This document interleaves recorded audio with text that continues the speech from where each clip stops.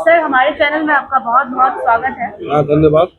उर्स मेला क्या है और ये कब होता है और इसका महत्व क्या है? उर्स एक जो जिसको हम लोग बोलते हैं कि अल्लाह के नेक बंदे जो होते हैं, अल्लाह के खास बंदे होते हैं। एक है आम इंसान का मरना होता है, एक खास इंसान का मरना होता है। हम लोग मरते हैं तो हम लोग सोचते हैं कि हम लोग को क्या होगा, और जब ये लोग मरते हैं तो अल्लाह के नज़दीक इन लोगों का मकाम और दर्जात बुलंद हो जाते हैं। जैसे उनका ड्यूटी, उनका काम और उनका जो प्रार्थना होता है डबल हो जाता है।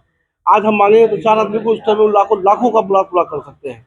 तो उर्स का मतलब होता है कि उन्होंने जो अपनी सारी ज़िंदगी में अल्लाह के लिए और पब्लिक के लिए जो त्याग किया है, वो त्याग करके खुदा से वो मिलने के लिए जा रहे हैं, जहाँ पे त्याग का कोई काम नहीं होता है। वो शुद्ध अल्लाह के उस वक्त में खास बंदे होते हैं, खुदा उसको मिलना चाहता है। तो इस खुशी को बोलते हैं उर्स।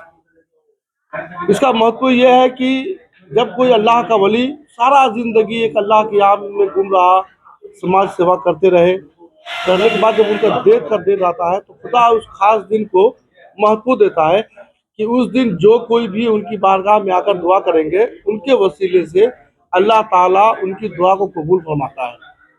इसका महत्व ये होता है कि आप जो कुछ भी यहाँ आकर बाबा की बारगाह में आकर अपनी प्रार्थना करते हैं, दुआ करते हैं, वो बाबा के सामने में आपकी दुआ पेश होगी। ये प्रोग्राम आज झंकार मोड़ में कितने बजे से स्टार्ट हो रहा है, एक बार बता दीजिए। प्रोग्राम तो स्टार्ट हम लोग का सुबह से ही हो चुका हुआ है, लेकिन विशेषकर जो भी सिलीगुड़ी के लोग जो पूरा साल मन्नत करते हैं बाबा के पास में, उनको मनोकामना पूरी होती है, तो लाखों के लोग में जो लोग आते हैं चादर चढ़ाने के लिए, वो हम लोग का 4 बजे से टाइमिंग शुरू है। 4 बजे से लेकर लगभग 6:30 बजे तक चादर पोशी जमा होगा। फिर 6:30 बजे लगभग हम लोग बाबा को चादर चढ़ाकर सभी लोग एकजुट होकर हम लोग चादर पोशी के टाइम में बाबा के पास, हमारे शहर के लिए, हमारे हिंदुस्तान के लिए और हमारे शहर के जो भी लोग हैं उनके लिए हम लोग दुआ करते हैं। सर, सामने 2026 विधानसभा चुनाव है। जी आपके संप्रदाय पर कुछ पॉलिटिकल पार्टी निर्भर करते हैं और जी। कुछ पॉलिटिकल पार्टी निर्भर नहीं करते हैं। आप अपने संप्रदाय के लोगों को इस चुनाव के लिए, आने वाले विधानसभा चुनाव के लिए कुछ सुझाव देना चाहते हैं? आपका कुछ वार्ता है? हमारे जो बंगाल की पब्लिक है बहुत समझदार पब्लिक है। आप पूरे हिंदुस्तान में जो इलेक्शन होता है उससे कहीं ज़्यादा समझदार व्यक्ति हमारे बंगाल के लोग हैं। उनको मालूम है कि हमको क्या करना चाहिए। अब इलेक्शन में हवा उड़ता है, हवा फैलता है। बंगाल की पब्लिक को मालूम है कि किसकी बात को ध्यान देना है, किसकी बात को इग्नोर करना है। अब अगर समाज 2 लोगों से 4 लोगों से मुस्लिम समाज खड़ा नहीं होता है, अब मुस्लिम समाज में एक लोग खड़ा हो जाए, अब वो बोले कि हम मुस्लिम समाज के लीडर हैं, ऐसा नहीं हो सकता है। अब वो खड़ा होकर अगर बोलेगा लोग उसको वोट देंगे, ये भी ऐसा नहीं हो सकता है। जैसे यहाँ का हर एक पब्लिक, चाहे वो हिंदू हो, मुस्लिम हो, सिख हो, ईसाई हो, उनको अपना वोट का कीमत पता है कि किसको हमको देना है, किस तरीके से वोट करनी है। उसी तरीके से बंगाल के मुसलमान को भी पता है कि किस तरीके से हमको वोट करनी है।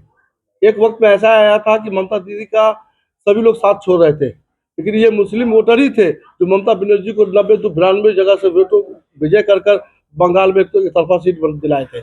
आज मुसलमानों को गलत नज़र से ताका जाना अलग सी बात है, लेकिन अगर ममता दी को देखा जाए या बीजेपी गवर्नमेंट को देखा जाए या जो भी राजनीति देखा जाए, तो ये मुसलमान ही होते हैं जो हमेशा डूबती हुई नैया को पार लगाते हैं।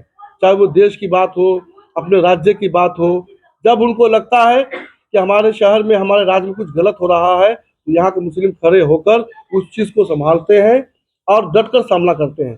उम्मीद है इस साल भी 1-2 लोग खड़े हो जाने से कोई मामला बिगड़ेगा नहीं, कुछ होगा नहीं। जो इन वोटर को लगेगा कि हमारे बंगाल के लिए बेहतर है, वही डिसीजन होगा। सर, हमारे चैनल के थ्रू आप अपनी जनता से कुछ कहना चाहेंगे? सबसे बाबा के पहले भक्तों से। बाबा का आशीर्वाद, उनकी दुआ, इनका करम हर एक के ऊपर में आम है। सभी के लिए, कोई खास नहीं होता कि कोई मुस्लिम है, हिंदू है, सिख है, ईसाई है। इनके नज़र में सभी एक ही है। बस इनका आशीर्वाद सब पे बना रहे, इनकी दया बनी रहे, हमारा शहर का माहौल अच्छा हो। अभी हम लोग के शहर में जो कारोबारी के भाई लोग परेशान हैं, बाबा से दुआ करेंगे उनका जो थोड़ा हालात है वो अच्छे हो जाए, बिजनेस अच्छा हो, शहर का माहौल मेरा अच्छा हो जाए। यही बाबा से दुआ है, उनको लिए मनोकामना है। सर, आज के विशेष अतिथि? हमारे जो दरगाह के विशेष अतिथि में सबसे पहले जो हमारे बंगाल, हमारे खासकर नॉर्थ बंगाल को गौरव करने के लिए, इज्जत देने के लिए आ रहे हैं। जनाब फरहाद हकीम उर्फ बबीदा बिलखसूस जो हमारे दरगाह के इस साल के जो है चीफ गेस्ट है, वो आ रहे हैं कि नहीं हम यहाँ आएंगे और यहाँ की जो लोग हैं, यहाँ की जो जनता है, उनकी हम फरियाद भी सुनेंगे और दरबार में बाबा के दरबार से एक हिंदू मुसलमान सिख ईसाई का जो मैसेज है, वो मैसेज भी हम दोनों लोगों तक पहुँचाएंगे कि आपको हजारों लोग भटकाया, भटको नहीं। एक हिंदुस्तान, एक जात, एक नस्ल, वो है सिर्फ हिंदुस्तान। तो वो मैसेज देने के लिए अपने दरबार में आ रहे हैं।